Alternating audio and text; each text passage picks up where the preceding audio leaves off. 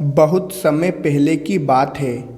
एक लड़का हिम्मत हार गया था और अपने जीवन से ही निराश हो गया था। वह आत्महत्या करना चाहता था, लेकिन तभी उसे एक संत मिले और संत ने उस लड़के की सोच बदल दी। आइए दोस्तों, जानते हैं एक लड़के की कहानी, जिससे आपको जीवन जीने का तरीका मिलेगा। तो आइए जानते हैं इस कहानी को। एक लड़का घर, परिवार और धन संबंधित समस्याओं से लड़ते लड़ते थक गया था।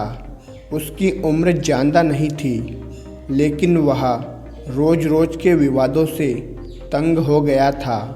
एक दिन हिम्मत हार कर वह आत्महत्या करने के लिए निकल पड़ा। चलते चलते एक जंगल में पहुंच गया। जंगल में काफ़ी दूर चलने के बाद भी उसका मन शांत नहीं हुआ। जंगल बहुत ही घना था, वहाँ जंगली जानवरों का भी खतरा था। तभी उसे एक छोटी सी झोपड़ी दिखाई दी। लड़के ने सोचा कि इस घने जंगल में झोपड़ी बनाकर कौन रहता होगा। अपनी जिज्ञासा शांत करने के लिए वह लड़का झोपड़ी की ओर बढ़ने लगा। झोपड़ी के पास पहुंचा तो उसने देखा कि एक संत दिखाई दिए। संत ध्यान की मुद्रा में बैठे हुए थे और उनके चेहरे पर शांति प्रतीत हो रही थी। लड़का संत के पास ही बैठ गया। संत ने लड़के को देखा तो उसका परिचय पूछा। लड़के ने कहा कि वह अपने जीवन में परेशान हो गया है और मरना चाहता है, इसलिए इस जंगल में आया हूँ ताकि किसी तरह से अपना जीवन समाप्त कर सकूँ। संत ने लड़के की बातें सुनी और समझ गए कि कम उम्र में मिले तनाव के कारण ये बहुत ज़्यादा निराश हो गया है। उन्होंने लड़के से कहा कि तुम्हें इतना निराश नहीं होना चाहिए।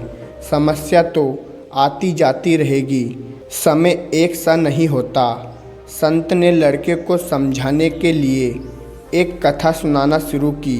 संत बोले, एक छोटे बच्चे ने एक दिन अपने घर में बांस और एक कैक्टस का पौधा अपने घर के आंगन में लगाया।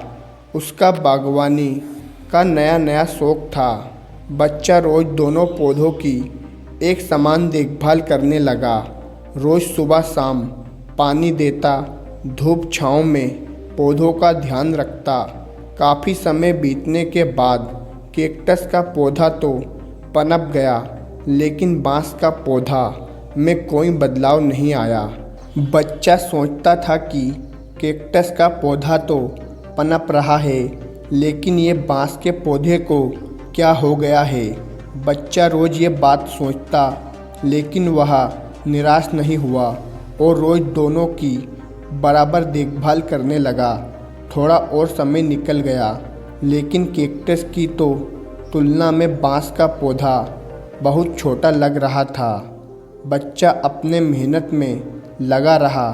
कुछ समय के बाद एक दिन बांस का पौधा पनप गया और कुछ ही दिनों में बांस का पौधा कैक्टस से भी बड़ा हो गया। फिर संत ने उस निराश लड़के से आगे कहा कि बांस का पौधा पहले तो अपनी जड़ें मजबूत कर रहा था, इसलिए उसे पनपने में समय लगा, लेकिन वह बच्चा भी अपनी कोशिशों में पीछे नहीं हटा, निराश नहीं हुआ। हमें भी अपने जीवन में दो बातों का ध्यान रखना चाहिए। पहली बात तो ये कि हालात कैसे भी हो, सकारात्मक और धैर्यता ना छोड़ना चाहिए। दूसरी बात यह है कि पहले हमें अपनी जड़ें मजबूत करनी चाहिए। अगर हमारा आधार मजबूत हो गया तो हमारा काम तेज़ी से आगे बढ़ेगा। सकारात्मक और धैर्य रखेंगे तो जीवन में जल्दी ही संतोषजनक बदलाव दिखाई दे सकते हैं। धन्यवाद दोस्तों।